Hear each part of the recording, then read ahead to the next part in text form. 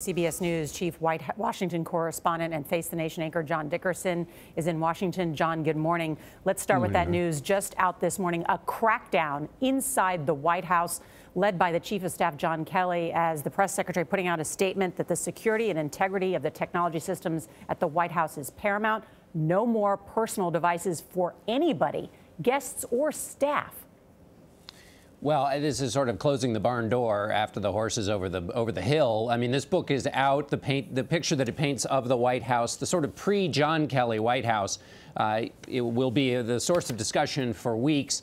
And also, you know, you can try to crack down. Anybody with teenagers knows this. You can try to crack down, but people who want to speak will find ways to speak. And why do they want to speak? Because in a White House that is having trouble functioning, and lots of White Houses do, this one has a particular challenge, but as people who get shut out and who feel disgruntled, they seek the way to get their information out into the world. And they don't have to do that through digital devices. They can use telephones or in-person meetings or all kinds of other different ways. There are a lot of gossipy, salacious details in this book. But what's the significance, do you think, in terms of the substance of how this White House is operating?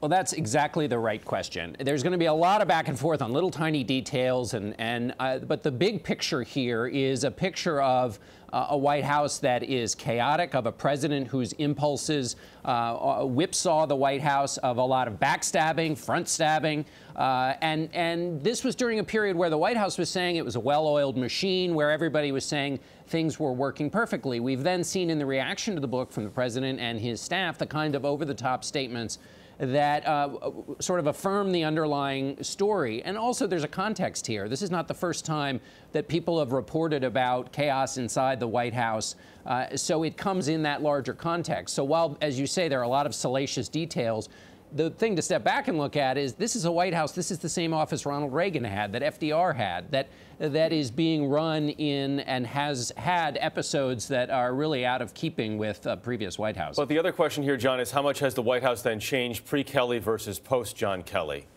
Well, that's exactly right. And clearly, John Kelly has established some order. Lots and lots of people have been fired or let go or pushed out, including Steve Bannon. So there is a more ship-shape operation in the White House. But one of the things we're talking about is how much did the president talk to Michael Wolff? How much was he operating, and does he operate on his own timetable, which nobody can control? And we saw recently the president give an interview with the New York Times that was basically his own decision and that his staff didn't know about. So while there is more organization, there is still the person at the center of it who is impulsive. That's what helped him get elected, but it's also what causes a lot of these problems. John, do you think there are practical implications as far as Robert Mueller's investigation goes? Steve Bannon is quoted in this book saying some of the behavior on the part of the president's top aides was treasonous.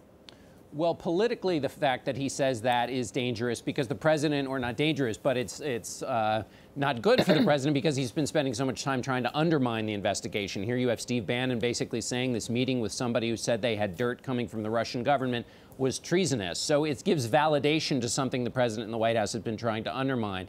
In terms of what the special counsel is doing, he's got lots of interviews going on with people who are in the room. So I don't think this book really affects that.